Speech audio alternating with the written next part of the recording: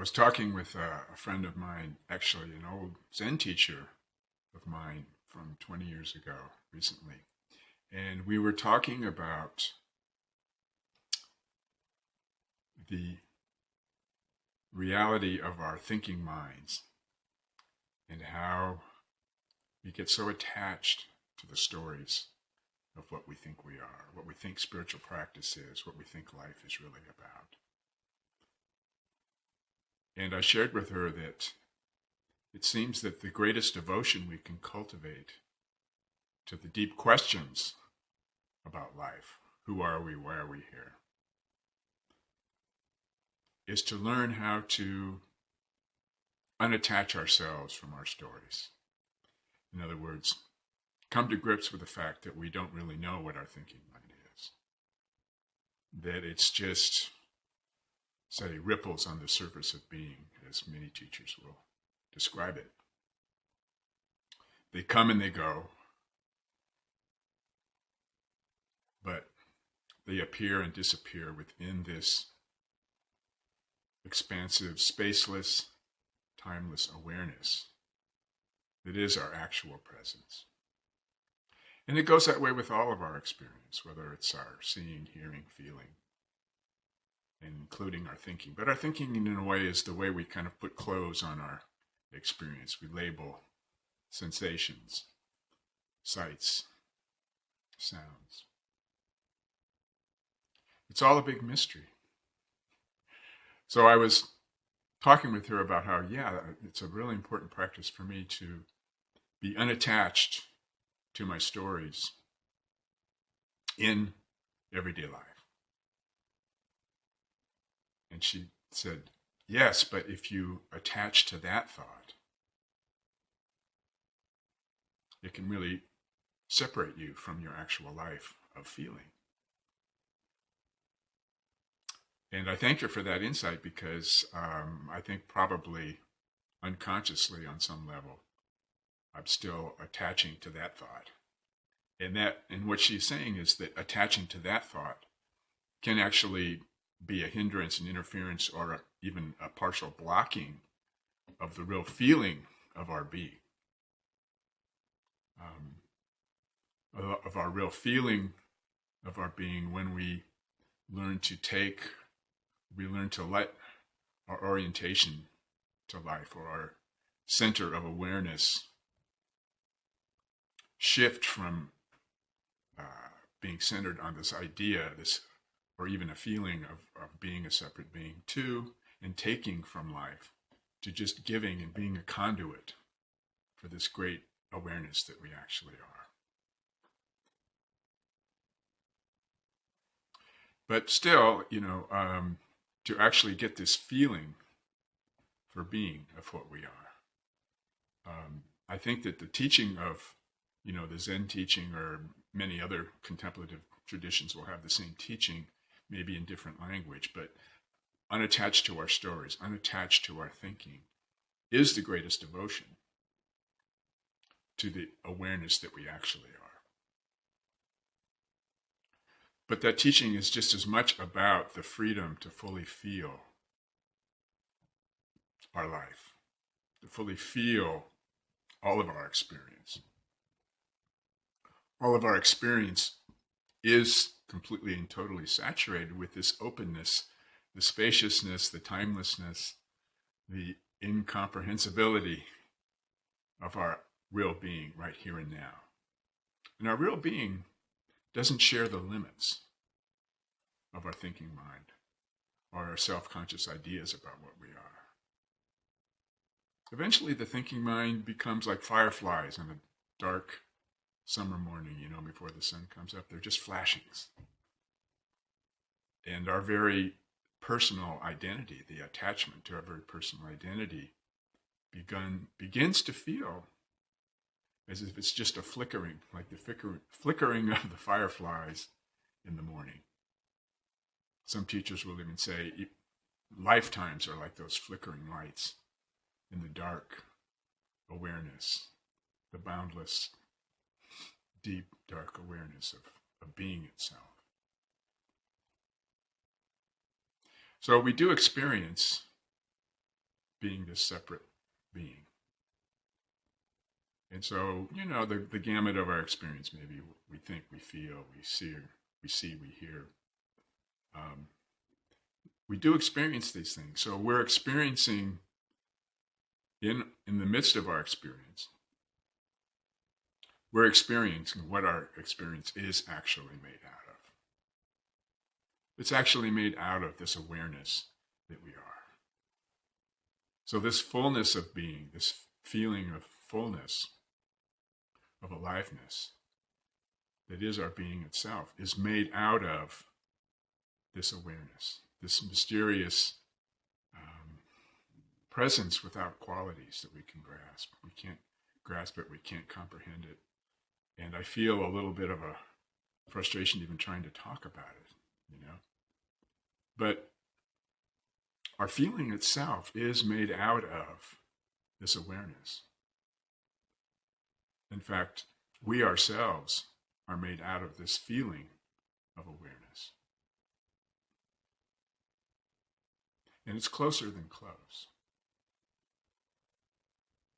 When we're unattached to our thinking, and we, without trying to get rid of the energy of thinking, but just noticing that it's just there, and it's like fireflies flickering on the dark summer morning, just noticing that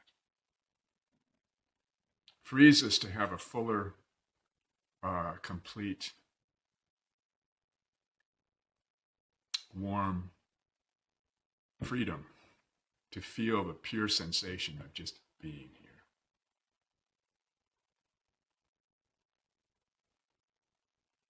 And so the quality of this realization of our being is peace and happiness.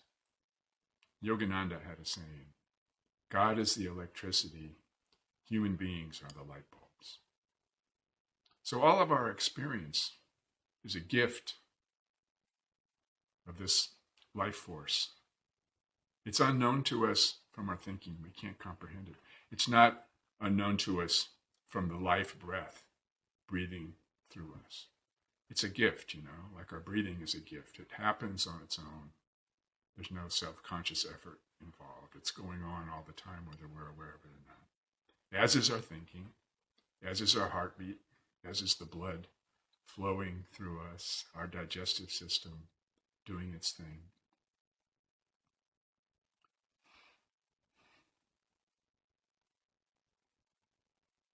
So our feeling itself, that pure feeling, not being clouded over, not being clothed and dressed up with our concepts about it. It doesn't share the limits or the transiency of our thinking or of our individual experiences, our personal experiences of seeing, hearing, and feeling, and including thinking too. It doesn't share the limits. It's boundless. It's not always ecstatic. When we're at rest, the universe is at rest. It's a peaceful, tranquil feeling of fulfillment and fullness. Happiness is the warm currents of our inner being flowing freely with each other. So when we're willing to open up and just share that free-flowing energy, the electricity of life itself, we can't help but see that the external world isn't really external. It's just part of this presence that we are. And so the recognition of our shared being becomes obvious. It's freedom. We can say it's free, but it's not a thing that is free. It's just freedom itself. Uncaused, undetermined, always free-flowing. Our ideas of being bound or our ideas of suffering are totally irrelevant. It's just going on. And it's closer than close. Take a minute to experience the sensations you're feeling right now. Your feet on the floor, your butt on the chair. You're seeing a screen. Can you take a step? Could you move closer to the sensations you're experiencing right now? Could you move closer to them than you already are? Could you move farther away from them than you already are?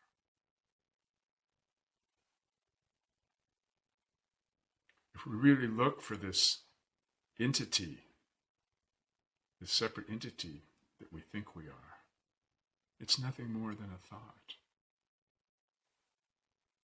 Whether that thought's there or not, we are. I am. You can't get away from it. You can't escape from the freedom, so why do we try? You know, when we get older, we're aware of the fact that death is coming. So many people spend their time dying trying not to. So many people spend their time living trying not to, because it's the same thing. It's the same process.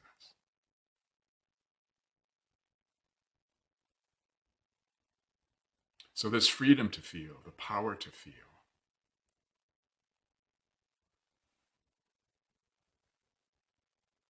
the joy of being,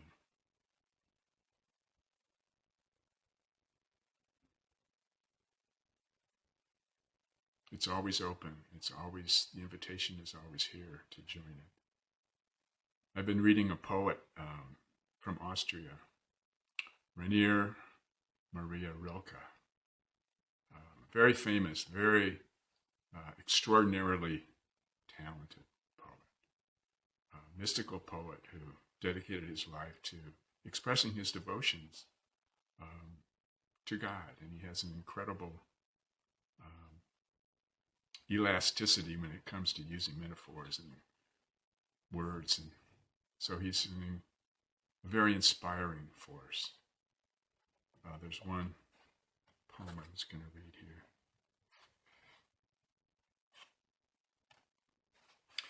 So now my prayer is this.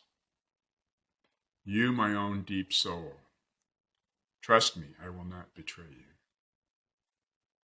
My blood is alive with many voices, telling me I am made of longing.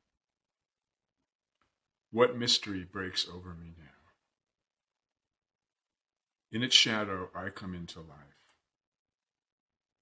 For the first time, I'm alone with you, my power to feel.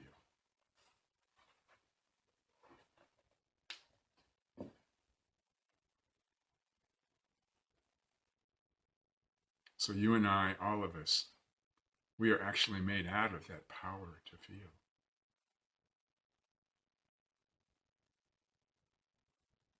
We don't have to control it. There's no way we can control it. We don't have to describe it. We can't be other than it.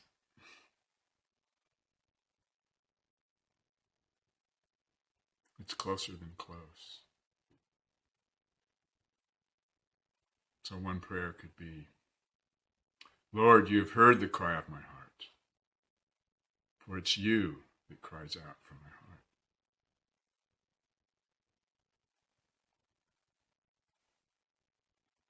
Lord, you are the love with which I love you. So free from the confines of thinking, our feeling, our devotion, our love is free from all confines.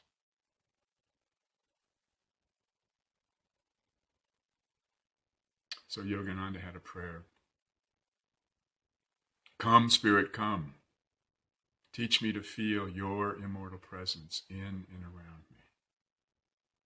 Come, Spirit, come.